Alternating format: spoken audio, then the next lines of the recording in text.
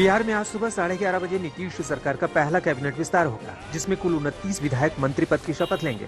बताया जा रहा है कि जेडीयू के खाते से 11 और आरजेडी के खाते से 15 विधायकों को मौका मिलेगा। वहीं कांग्रेस की तरफ से अफाक आलम और मुरारी गौतम नीतीश कैबिनेट में मंत्री बन सकते हैं। कई नए चेहरों को भी मौका मिलने की बात सामने आ रही है।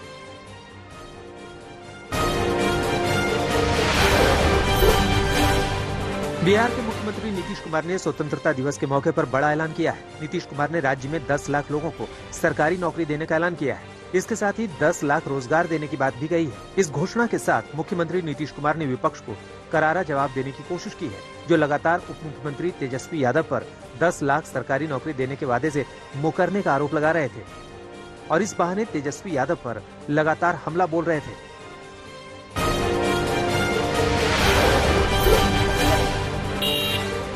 बिहार में रोजगार को लेकर नीतीश कुमार के बड़े ऐलान के बाद उप मुख्यमंत्री तेजस्वी यादव ने उनका आभार जताया। उन्होंने कहा कि हम पहले से कह रहे थे, युवाओं से किया वादा पूरा करेंगे। तेजस्वी यादव ने इस ऐलान के बाद बीजेपी पर हमला बोला।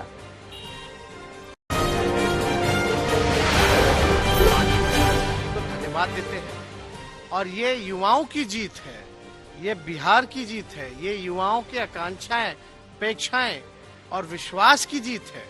इसलिए और ये हम तो पहले ही कहते थे ना कि हम ही लोग वादा पूरा करेंगे, ये भाजपा के लोग थोड़ी ना वादा पूरा करेंगे। अब बताइए कि भाजपा के लोग अब ये बोलेंगे कि रेवड़िया बट रही है, क्या मजाक है भाई। हम तो अपना वादा जो है, जो प्रण था हमारा, उसको हम लोग पूरा कर रहे हैं।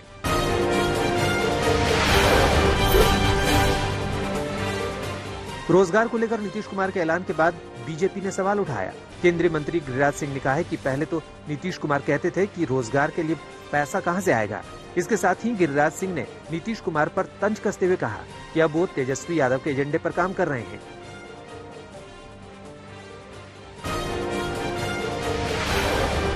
हमारे बिहार की कहावत है कि बोलने में क्या दिक्कत है। यही नीतीश बाबू ने आज कहा है, इसके पहले कहा था क्या पैसा लाएंगे जेल से। ये नीतीश कुमार का है, आप वीडियो देख लीजिएगा। और मुझे खुशी हो रही है कि नीतीश कुमार अब विजन विहीन हो गए हैं, तो अब तेजस्वी के विजन पर चलेंगे।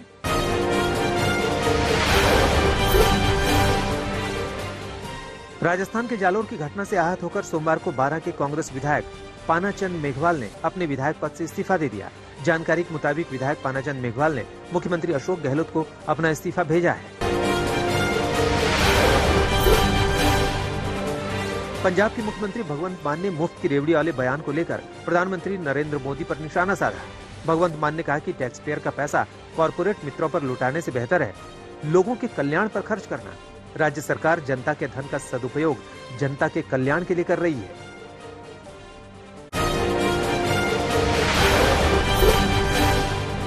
लाल किले से अपने संबोधन में पीएम मोदी ने परिवारवाद और भाई भतीजावाद पर करारा वार किया, जिसे लेकर सियासत गर्मा गई। कांग्रेस अध्यक्ष सोनिया गांधी ने कहा कि आत्ममुग्ध सरकार स्वतंत्रता सेनानियों के महान बलिदानों और देश की गौरवशाली उपलब्धियों को तुच्छ साबित करने पर तुली है। वहीं कांग्रेस नेता प्रियंका गांधी ने कहा कि स्वतंत्रता दिवस के मौके पर स्वतंत्रता सेनानियों को याद करना चाहिए। आज के दिन सियासत सही नहीं है। मेरी समझ में ये स्वतंत्रता दिवस है, देश की आजादी की 75वीं वर्षगांठ है।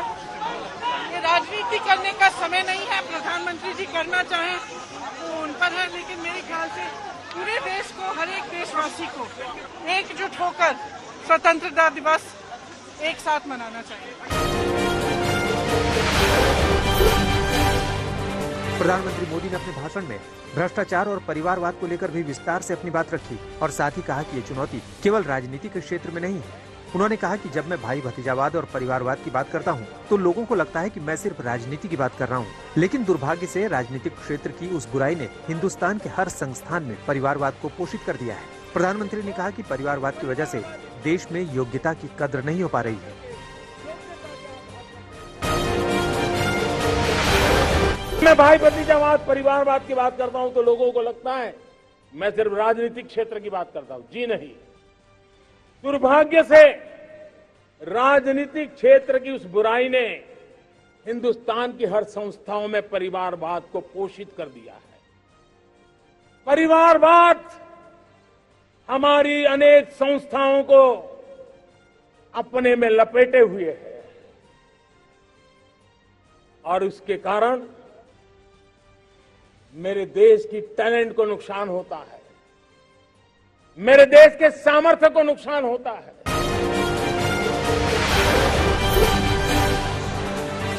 पीएम मोदी के भ्रष्टाचार वाले बयान पर समाजवादी पार्टी के अध्यक्ष अखिलेश यादव ने पलटवार किया। अखिलेश यादव ने कहा कि बीजेपी के राज में गरीब लुट रहा है, जबकि अमीर और अमीर हो रहा है। बीजेपी को ये बात बतानी चाहिए कि जब से ये पार्टी सरकार में आई है, कितने उद्योगपति भारत छोड़कर चले गए। आप बड़े बड़े उद्योगपतियों का लाखों करोड़ रुपए माफ कर रहे हैं, आप गरीब को फांसी दे रहे हैं और अमीर के लिए आप बिल्कुल खुली छूट दे रहे हैं। ये कहां के आपके सिद्धांत हैं? और फिर सबसे ज्यादा पैसे लेकर के भारत से छोड़ने वाले लोग बीजेपी की सरकार में थे। न केवल उद्योगपति गए हैं भारत से, बल्कि बहुत सारे संपन्न लोग इसलिए चले गए भारत छोड़ करके क्योंकि उन्हें क्वालिटी ऑफ लाइफ बेहतर चाहिए थी। रिलायंस ग्रुप के चेयरमैन मुकेश अंबानी और उनके परिवार को धमकी देने के मामले में मुंबई पुलिस ने एक शख्स को गिरफ्तार किया है। धमकी भरी कॉल 3 बार की गई थी। डीसीपी नीलोत्पल के मुताबिक पुलिस की गिरफ्त में आया ये शख्स पेशे से ज्वेलर है और उसकी दक्षिण मुंबई में दुकान है। रिपोर्ट के मुताबिक उसने रिलायंस फाउंडेशन हॉस्पिटल में फोन करने के दौरान अपना नाम अफजल बताया था। इससे पहले पिछले साल फरवरी में मुकेश अंबानी के घर के बाहर संदिग्ध कार मिली थी, जिसमें जिलेटिन की 20 छड़ें मिली थी। संदिग्ध कार मिलने के बाद हड़कंप मच गया था। महाराष्ट्र एटीएस के अलावा एनआईए ने भी इस मामले की जांच की थी।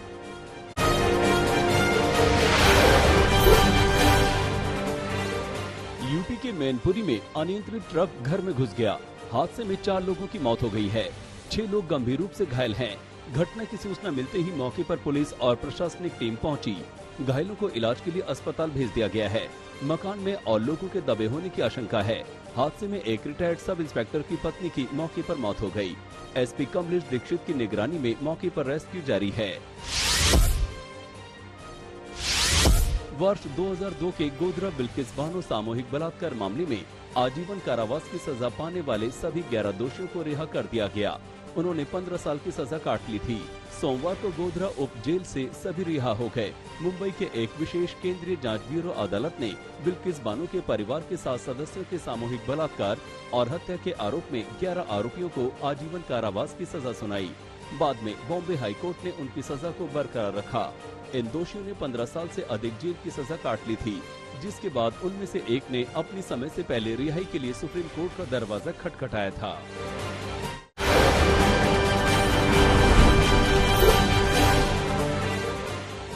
राजस्थान के बूंदी में बाढ़ के हालात हैं। शहर में हुई 30 मिनट की बारिश ने शहर को पानी पानी कर दिया। बूंदी शहर में बाजारों, सड़कों, कॉलोनियों में तालाब जैसे हालात हो गए। मुख्य सड़कों पर पानी जमा होने से वाहनों की आवाजाही तक मुश्किल हो गई। मकानों में पानी घुस गया। सदर बाजार के हालात सबसे खराब दिखे। शहर की एक झील फुल हुई तो इसके गेट खोलकर पानी निकाला गया। इसके बाद शहर में बाढ़ आ गई। मनाली में सोलंग में पानी के प्रहार से लकड़ी का पुल टूट गया। इसमें 2 लोग बह गए, जबकि बाकी 2 ने किसी तरह पुल से कूदकर अपनी जान बचाई। लापता युवकों का अभी तक पता नहीं चल पाया है। व्यास नदी में पानी का बहाव तेज होने के चलते सर्च ऑपरेशन रोक दिया गया। गौशाल गांव में सराणी मेला लगा था और हजारों लोग इसी पुल से वहां जा रहे थे। मेले को देखते हुए ग्रामीणों ने 2 दिन पहले ही अस्थायी पुल बनाया था, लेकिन रात को आई बाढ़ से पुल कमजोर हो गया था। ओडिशा भी बाढ़ के कहर से जूझ रहा है। यहाँ भारी बारिश हुई, जिसके बाद निचले इलाकों में पानी भर गया। येलो अलर्ट जारी किया गया है। नवरंगपुर, नौपाड़ा, बालांगीर जैसे जिलों में हालात ज्यादा खराब हैं। कटक में एक मंदिर पूरी तरह पानी में डूबा नजर आया। यहाँ कई दूसरे मंदिरों में भी पानी घुस गया। एक कार बाढ़ के पानी में बहती नजर आई। पिछले 3 दिनों से हो रही भारी बारिश की वजह से बस्तर संभाग में लोगों का जीवन अस्त व्यस्त हो गया है। बस्तर का सड़क संपर्क राजधानी से टूट गया है। वहां भारी बारिश की वजह से उत्तर बस्तर कांकेर के पंखाजूर में एक ही परिवार के 5 लोगों की घर ढह जाने से मौत हो गई है। पूरे बस्तर संभाग में मौसम विभाग ने 60 घंटे तक लगातार बारिश होने की आशंका जताई थी। नदी नाले उफान पर आ गए। नेशनल हाईवे 2 बार जाम हो गया क्योंकि यहाँ 5 से 7 फुट पानी जमा हो गया। लोग जान जोखिम में डाल पानी से भरी सड़क को पार करते रहे। लद्दाख के द्रास में भी बाढ़ ने कहर बरपा रखा है।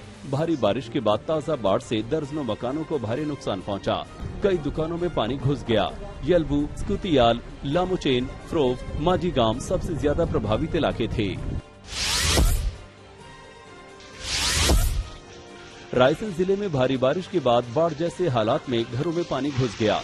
जिले भर में कल शाम से लगातार बारिश हो रही है। नर्मदा नदी पर बने बरगी बांध के गेट खोले गए, जिससे नर्मदा नदी का जल स्तर बढ़ेगा। नर्मदा किनारे के गांव में अलर्ट जारी किया। गांव कोटवा में मुनादी करवा दी गई है। ग्रामीणों को सुरक्षित जगह भेजने की पूरी तैयारी है। जिले भर में हो रही लगातार बारिश से जनजीवन अस्त व्यस्त हो गया। बाड़ना बांध से छोड़े जा रहे पानी से बरेली नगर में बाढ़ जैसे हालात बन रहे हैं। प्रशासन ने स्कूलों में लोगों के शेल्टर का इंतजाम किया है।